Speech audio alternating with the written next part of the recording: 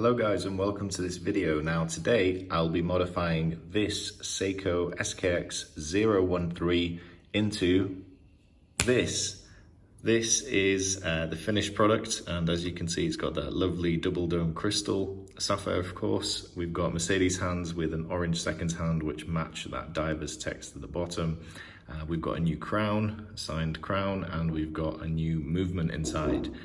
So this one allows hacking and hand winding. The strap is the original Seiko Jubilee, which does look nice, but I think it could be upgraded soon as well. But that's it for now, and if you're interested in builds like this here in Dubai, please follow me on Instagram at SeikoMODS Dubai, and I can help you out with pretty much anything regarding a Seiko build. This one was quite tricky for me. First time completely changing the date on a NH35 movement. I had a bit of trouble getting the crystal in initially, so keep watching and you'll see my build process for this one. Hope you like it. Thanks guys.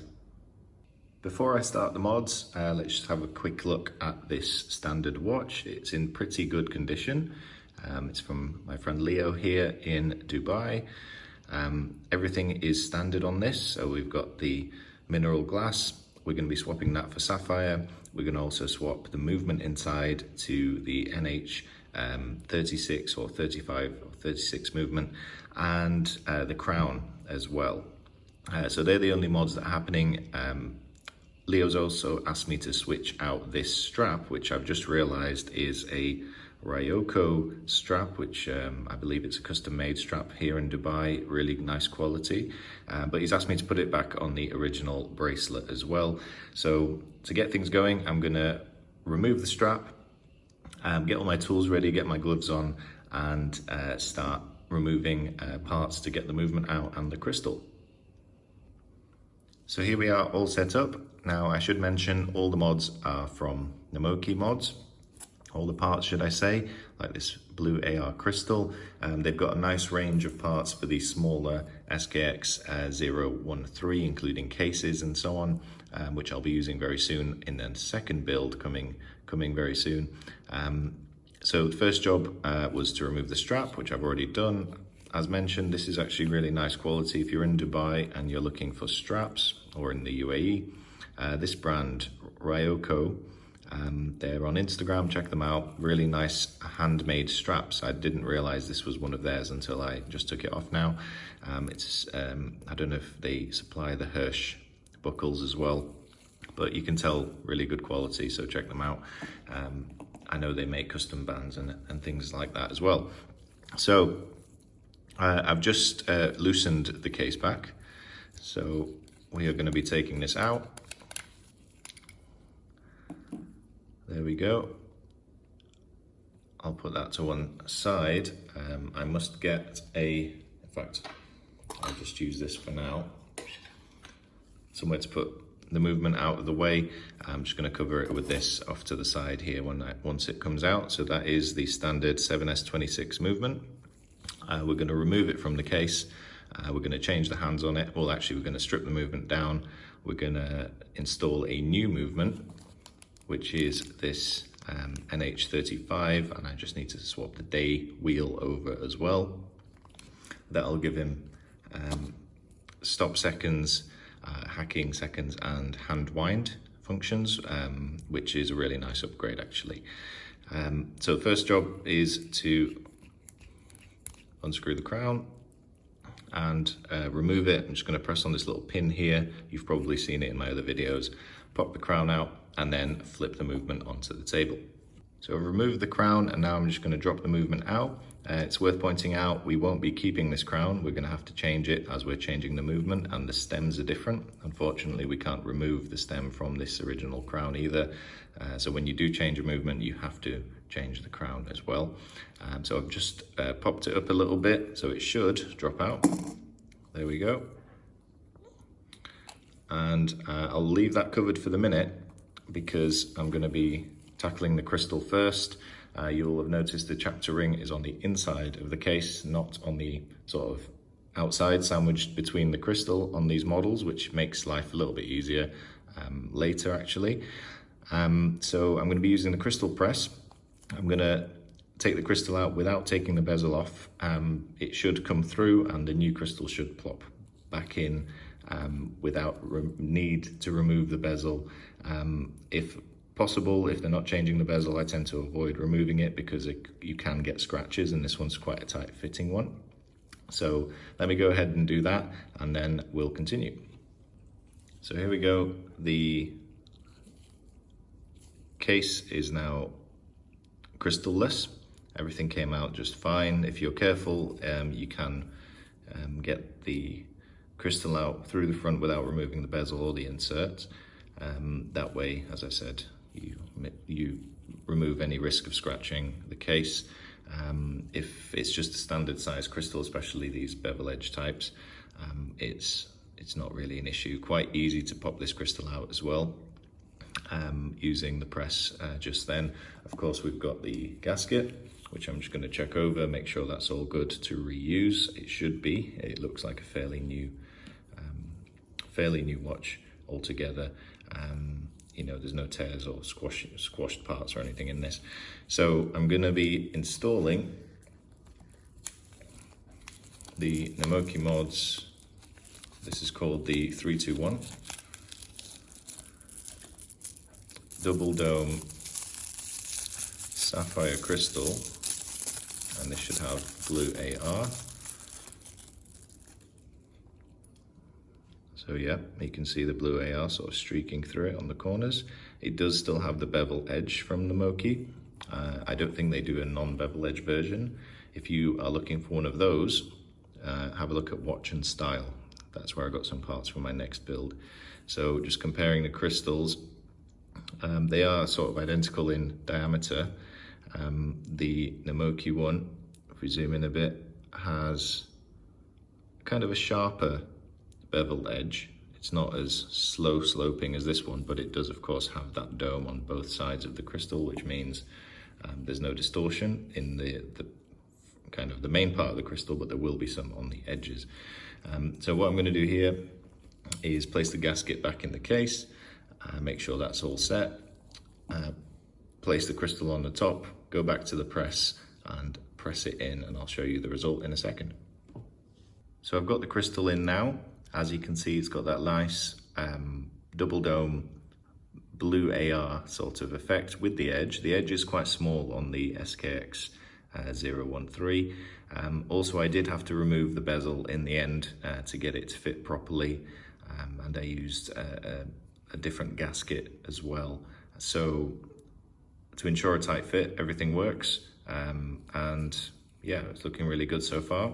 I'm looking forward to getting the movement and dial in. So this is what it looks like currently, and what we're going to be doing is taking all the stuff off it, swapping out the movement for this NH35 movement. Of course, we are keeping the day wheel from this one, so that's another step. And then we're going to be installing the Mercedes hands as well. So let me get this one stripped down and I'll show you what it looks like. So here I've taken off the dial and hands, or the hands first, then the dial, and the original movement is this one. As you can see, it's got the black spacer and it's got the day wheel on it. What we're going to be doing is taking the day wheel off this and putting it on this nice new one. It requires also transferring a little cog gear to go in there for the date change. So that's the first thing I'm going to do. To do that, we're going to have to remove, see if I can zoom in on this, that tiny little C-clip, circlip right in the middle. So quite tricky again, but I've done this before, so shouldn't be too difficult. I'll get that swapped over and then I'll show you what's next. So here we are back with the movements sorted. So key things I had to do was, firstly, the movement in my left hand is the finished upgraded movement. I needed to swap the spacers, which are the grey and black parts around the edge. I needed to put the day wheel onto this movement from this one. The base here was a NH35. In order to do that though, you do have to take some parts of the movement off and replace onto here so that it is quite a lengthy process. Next, we're going to move on to install the dial. This is quite straightforward. It should fit on fairly easily in the existing holder. Then I'm going to go ahead and install the Mercedes hands as well. So we've got these, you can see one there, standard silver Mercedes hands for the hour and minute, and we're going for an orange seconds hand as well. So let me go ahead and do that, and I'll show you what it looks like. So here's the movement with the hands attached. It is stop seconds, so it makes it a little bit easier to fit the seconds hand carefully. There is a tiny little dust mark on the dial that's going to get removed when we clean it up, ready to go in the case. And all the hands are aligned properly. So on the hour, every hour, everything fits. I'll just show you 6 o'clock here. There we go. It's kind of hard to get it perfectly vertical there, especially through a camera. That's 9, and the all-important date change, and we'll see exactly when it was able to do it. So around 4 minutes past, that is perfectly acceptable for this movement, as the manufacturer's date change typically happens between sort of plus minus 5 or 10 minutes, and the day of the week will change just there at 3 AM as well. And if we just check again at 12 exactly, I'll just stop the hands. There we go. So they are pointing straight up. Oh, that's not quite straight. Oh, where's the camera? There it is. There you go. So all good, ready to get cased up. And case is ready. I'm just going to clean both these things, combine them, and then we need to sort the crown out. That requires cutting the crown down as well. So here's the finished watch. Almost finished. It just needs the bracelet, which I've just got to edit a little bit for Leo. As you can see, it's got that nice new crystal, those hands, but the key thing is the movement inside, and that is the NH36, but modified of course with the day wheel as well. So it looks just like the standard SKX013. We've got a nice new signed crown as well. That's from Namoki also. So pulling the crown stops the seconds. Obviously set the time. First position changes the weekday and the quick set date. So everything's running as it should. Oh, and hand wind, I almost forgot. So this is a really neat little upgrade. Everything has gone fairly well, a little harder. It took me a little longer, this one, than I was expecting actually. The crystal is difficult to fit in, and the NH35 movement is a bit harder to work with than the NH36. But overall, I'm very pleased with how this looks. I think this is a nice upgrade over the original, and I'll get it on the bracelet, and then we'll close out the video with a loom shot as well. Hi guys, so here is the finished watch. As you can see, I've just charged it up a bit to show you the loom as well. Now the loom on here does match really quite well in person. It's just the markers aren't as charged up as the hands. You could say there's a slightly more greeny color on the hands, but overall it's a pretty good looking watch, and the hands are a really strong loom actually. I'm impressed with these Namoki hands. So it's back on a Jubilee. This is the standard Seiko Jubilee bracelet. Nothing really special to report. It does look nice and it does wear nice. It's been sized, of course, to a much smaller wrist than mine, so I can't really do you a wrist shot. The end links on this one don't fit very well. I have a feeling it's just the different spring bars that are needed here. But overall, really enjoyed doing this. Learned a lot through building this watch, and I'm sure Leo's going to be thrilled with it. So Keep watching, guys. Follow me on Instagram, SeikoMODS Dubai, and subscribe to this channel for future updates. Thank you for watching.